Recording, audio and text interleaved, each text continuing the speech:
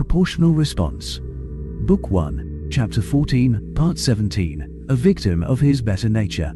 Annabel stared at Her Majesty and tried to stammer out an answer to her question about him trying to pin her necklaces on the princess. Oh gods, the princess, but finally settled for nodding. The queen then looked over his shoulder at her daughter. I'm guessing by his befuddled state that he hit this laptop in a blind panic, and you aren't calling to tell me the good news. Annabel's head whipped around involuntarily, even as the last two words the queen had spoken penetrated deep into the emotional centers of his being and sparked something. He wasn't sure what, but that something was pushing its way through the confusion that clouded all thought as he took in the gulp. The princess, sitting propped up on his bed, one hand holding her torso upright and the other holding the bedsheet in front of her as she smirked at her mother and shrugged. She then looked at him with an apologetic and somehow entreating look on her face. The Empress's voice brought his face back around to the laptop. Even as whatever emotional something, it was continued to fight its way to the surface. Well, my boy, now you know. I am sorry that your romantic gesture had to be foiled by finding out something so extreme, but this is the life you will be signing yourself up for. Her gaze flickered behind him again, just for a moment. Given that I can see my daughter's answer written all over her face, you now have to choose. You see, you aren't just proposing marriage, you are proposing to accept a hell of a job, that of Crown Prince. It is a lot of responsibility, and the primary responsibility of that duty is not my beloved daughter, it is the children the two of you will have. She paused for a moment and let that sink in. Yes, now, you begin to understand why it was that my darling brother told you some of the things he did, even though you felt it wasn't your business. It was most certainly your business, because you need to understand what the job entailed. You now have to decide if you wish to spend the rest of your life in service to the Empire, raising the royal brats, and making sure that the Empress maintains the mental health and fortitude necessary to run the Featherin Empire. There will be no retirement from this job. It will be your charge until your dying breath, even if you outlive my daughter. Consider that carefully as you decide whether you wish to withdraw your application. If you do not, then you will need to get one thing through your skull. The moment you put that necklace around my daughter's neck, until your dying breath, you live. He heard a voice behind him quietly speak the chant with the Empress. For the diadem, first, foremost, and always. Dozens of little things from the last few months, comments and explanations of things by Kaslo, Golna, Yoro, Ayanor, his Aunt Eldia, even Vashna, fell into place. Things he'd found curious, didn't understand at the time. Wait a minute. Aunt Eldia. That bubble of emotion finally managed to fight its way through his confusion, and rage filled his vision. She slapped me in the face for setting her up, and was in the middle of this. Words escaped him in a full-throated roar. You set me up. You bunch of bitches set me up. Fury drove his hands, and he swept the laptop from the desk.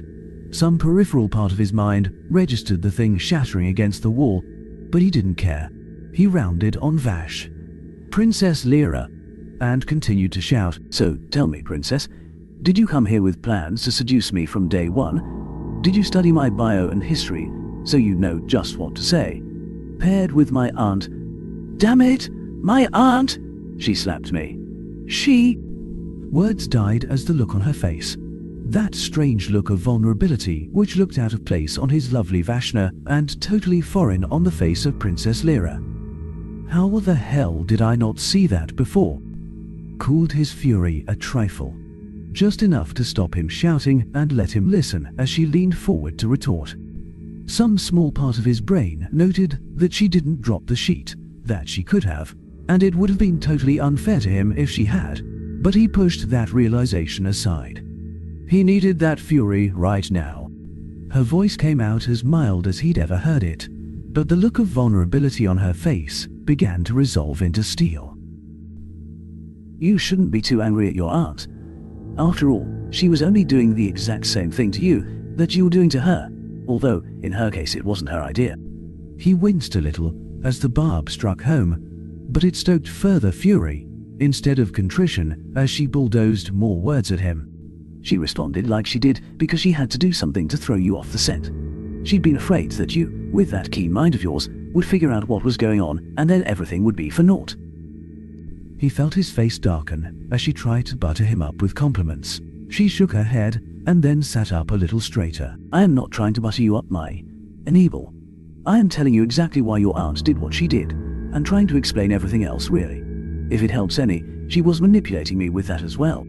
I am pretty sure she intended to continue to pressing you, but she saw me ready to rise to your defense. His eyes narrowed. Manipulate you? But you have known about this from the beginning. You were part of... Flint and steel replaced the vulnerability again, just for a moment. Then her eyes softened and she looked away. You don't quite have the right of this. She looked back to him and fury flashed for a brief moment. But if you will quit shouting at me, you will shortly. He felt his lip curl in a snarl, but somehow that soft look in her eyes disarmed him again, and he motioned angrily for her to continue. I suspected, before I was sent, that my mother, and possibly Uncle Kaz, had found a man she felt was suitable for a prince consort, and was trying to point me in that direction. It made me, well, furious.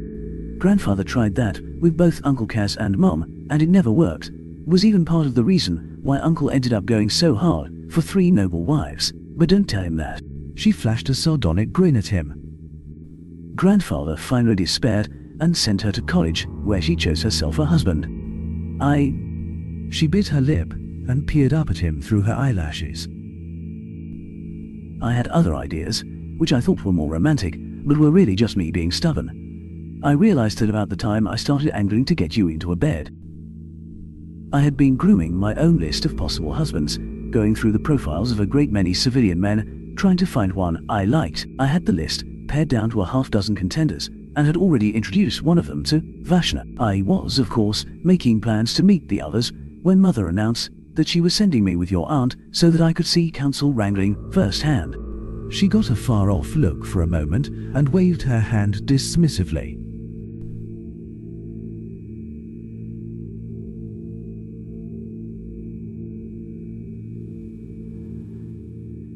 I knew her real reasons, but didn't care. If I choose to become the monarch, then I will get to make exactly 2 major life decisions. The one to take up the diadem, and who will be the parent of my children. No career choices, not how many children I will have, not how many I will personally carry to term, not how many will be artificially gestated, not when I will marry, not even the most of the guest list, or a lot of the details, really, of my own wedding. Everything is dictated by the needs of the empire. It has been this way for the Felder monarchs for many generations. It is one of the reasons my family has ruled so long. Potential monarchs are therefore very jealous about making that particular choice ourselves, our way, by our own choices and criteria. Most of the time, the non-monarch parent has to intervene to keep the ruling parent from trying to interfere too much. She shot him a hard look. I don't doubt that will end up being one of your duties when the time comes, and that I will fight you every step of the way, so don't forget it. She sighed. She shook her head and laughed at herself. No, that isn't entirely fair. That's what I kept telling myself, but I also intended to give you a tiny little bit of a chance to impress me. Then be on the first ship out as soon as you said anything wrong. Then I met your aunt. She was fun and had a lot I wanted to learn. I also realized that this might be my last chance to ever get outside the palace compound without 100 armed escorts, since Mom is not keen on letting me go to college, even as Vashna, when we are about to head into what could be a protracted war, and decided to stay a while so I could make the most of it. It didn't take me long to figure out your aunt was in on the whole deal, but she was totally honest with me when I confronted her about it. The rest, well, you surprised me, Enable. Surprised me in 100 little ways, and a few big ones. I had, of course, disqualified you in a dozen different ways, using my list of criteria, before we even got to that elevator, but... She gestured around herself, particularly at the bed in which they'd spent so much time together. She then sighed heavily. I have that list sitting on a tablet here somewhere, just so I can have something to look back and laugh at myself over someday. That thing was nothing but ego. and a search for just as much ego. After getting to know you a little, even before I decided to actually bat my eyes at you and you ran, I began to see that the list was trash, and I'd built it backwards." She sighed again and dropped her head, her hands blushing a bit. "I had a handful of celebrity civilians in mind, most of them famous actors. Surprise, surprise, men I'd been crushing on since girlhood ended up at the top of those lists." She shook her head. You were all of the things on the list I actually wanted, I finally began to realize. And the things from that list you lacked were, well, we all have our foibles. Then I began to realize all the things not on my list, which you were: funny, witty, intelligent, and able to use it, and that incredible integrity which kept you out of my reach until we had your bond brother browbeat it out of you. And even that." She sat up straight and speared him with a hard look. "That may be more than anything, that you could take such a hard stand and yet be willing to trust someone you cared about when they presented you with information. I think a lot of me decided on you that day, despite my stated intention for us to just have a trial period. As I heard you struggle with your brother and yourself, I just didn't want to admit it to myself." Enibal's rage had been leaking away from him, even as he tried to stoke it higher. He stood there, completely undressed, fury trying to find a crack in her words, a hole in her argument, and there it finally came. He lashed out, his voice even, but also hard as stone. "Oh, I see. You were manipulated too, is it? Sent down here and shown a man who would do the one thing no man has ever done. Tell you no, and then you fell hopelessly for me. He expected a hard look from her at the challenge. Instead, a tear rolled down her cheek, and that stopped him cold. A wan smile tried to lift her face. "I hoped you wouldn't catch that part, but I should know better. Your wisdom is one of your defining traits after all. I won't deny that played part. I've never had to chase after a man as myself, Vashna, or the other couple of guises I have worn on occasion. I've always had to fend them off with a stick, really. So yes, having to be in a position to give chase had something to do with it. Getting the chance to actually give chase was fun." One corner of his lip lifted in a snarl, and he turned away from her. "Oh, I see. I was fun, and now you expect me to entertain you the rest of your life." He heard her fist pound on the sheet, and she finally showed some real fire. "No, damn it. The only difference that made in the whole thing is that it kept me from running off home.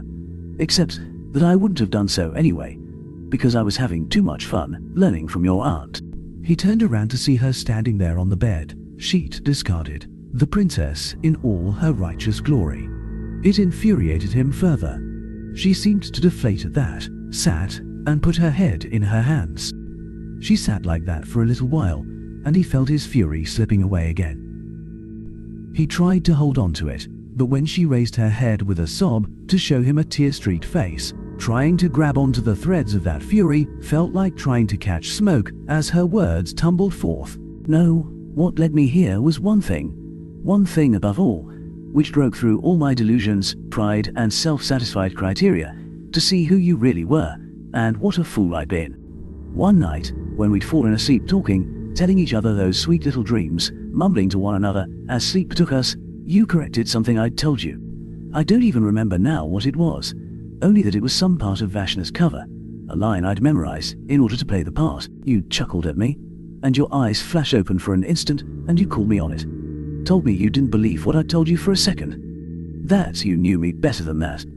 My entire world came crashing down in that moment. Enibal, you'd seen me, the real me. Through the mask of Vashna, through the games I played to try to keep myself hidden, and you'd seen the real woman behind it all. I can't tell you what that means, you beautiful, stubborn, incredible man. To have that, even for an instant, has been a near impossibility all of my life. Even my parents and my uncle sometimes have trouble seeing me for me, rather than as the front-running heir apparent. And when I have taken on the guise of Vashna, the men I've dallied with saw only her beauty, and the mirror of themselves that I chose to show them. You cut through all of that, without even trying, and willed yourself to find the woman within, and fell in love with her. That, my love, is why I want you, is why I haven't shown you this. She gestured contemptuously to her own face. Before, because you already knew what was far more important and fell in love with the real me, and I was scared. And I have never been scared of anything so much in my whole life, and I don't know why I was so scared. And now I have made it worse by waiting so long, and now we have messed it a loop, and all you can do is shout at me and I can blame you. She devolved into sobs then, and his resolve broke. He rushed to her, took her in his arms, and let her cry onto his chest. It didn't last long. She possessed an emotional fortitude that scared him a little. It was one of the reasons he loved her. Yes, I love her. There is no escaping it, you dolt. You love her, and you can also completely understand why she did as she did. Her eyes turned up to him, soft, seeking, hoping, fearful. They stirred every scrap of manliness in him, and he knew he could never leave her. She smiled through her tears and extricated herself from him. I'm sorry, that wasn't fair of me. You have to make a decision for the rest of your life, and you need to make it with your hearts, not that gallant nobility you keep trying to convince yourself you don't have. She shifted around, put a little bit of distance between them, and pulled the sheet up to cover herself again. He saw her try to meet his eyes and fail. I understand if you don't want to go after that necklace now. It's a lot to take in, and a hell of a job to take on. You also don't have to decide right now. We do have time. Just know that I will respect your decision either way. If you don't want to take on the job, then I promise not to give you any more waterworks. I owe you that much. She finally found it within her to meet his eyes, and his entire body responded. Still, if you do decide to give me that necklace, I will put it on and wear it with pride until the day I die. This, I promise you. You? She shook her head. No more words. I've said it already, and you know me. You've proven that. I just hope. She bit her lower lip and looked at him, waiting. Oh no. You don't get off that easy, my love. He stood and turned away from her. It is a lot to take in, I will admit. You have been, the princess all this time. You are right though. I do know you. I can feel it in my bones. There is one thing that is lacking though. One thing I have to do before I can make any decision. One question that has to be answered. Her voice wavered. I will answer it the best I can, I promise. He kept his face away from her, mostly because he couldn't keep it straight. I'm afraid it is not something that you can tell me. He turned to find her eyes downcast, and she looked a little saddened. He stood there and waited for her to look up, then gave her his best, mischievous grin. Maybe you can show me though. I have to know what it is like to bang a princess. A moment of fury crossed her face, but laughter chased it away as her face lit up like festival lights, and she dropped the sheet, then dragged him into the bed. The next morning they could both barely move. He thought they'd had some wild nights before, but somehow, it was like all of the emotional turmoil they'd inflicted on one another had to be worked out in vigorous activity. He looked around at the wreckage of his bedroom and smiled as she stirred and groaned next to him. They kissed, and he felt fire leap through his being again, but they were out of time, and they knew it. It didn't take long for them to shower and dress. Hannibal almost had to look down and make sure his feet were still touching the floor as he strode out of the room with Var. Lyra prancing beside him, wearing the necklace she swore she'd never take off. They opened the door and stopped in their tracks. Her Grace Anor sat in his living room, someplace even she should not have been able to access without him opening the door. A laptop sat open on the coffee table, with Her Majesty's face displayed upon it. Hannibal's heart froze as he remembered the words he'd spoken to her. His Empress and ruler, the night before, and how he'd cut off their conversation. She looked at him and smirked. I told you, I'd get you to cuss me one day, boy. Vashna laughed beside him, and Anor beamed at him as he shook his head and gave his future mother-in-law the best stink eye he could manage, and got a loud guffaw of a laugh in return. He stood there, shifting his feet uncomfortably for a bit, and finally decided he'd had enough. He speared the image on the screen with a hard look. How long have you been sitting here, waiting to give me a hard time, you old bat? Don't you have an empire to run? That brought a soft chuckle and a shake of the head, then a mildly reproving, but somehow still amused look. Don't abuse the privilege, boy. As it happens, what I am here to tell you counts, after a fashion, as official business. I have informed my dear brother that he and Yoro are going to accompany Henry to deal with his little civil problem. Ainor and Golna are going to stay with you in case you need moral support.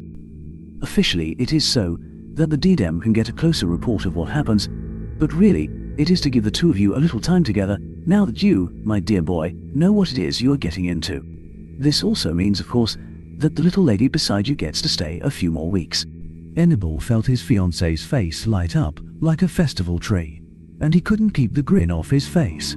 He started to bow by reflex, but a sharp look stopped him. Cherish this little bit of time you are going to have.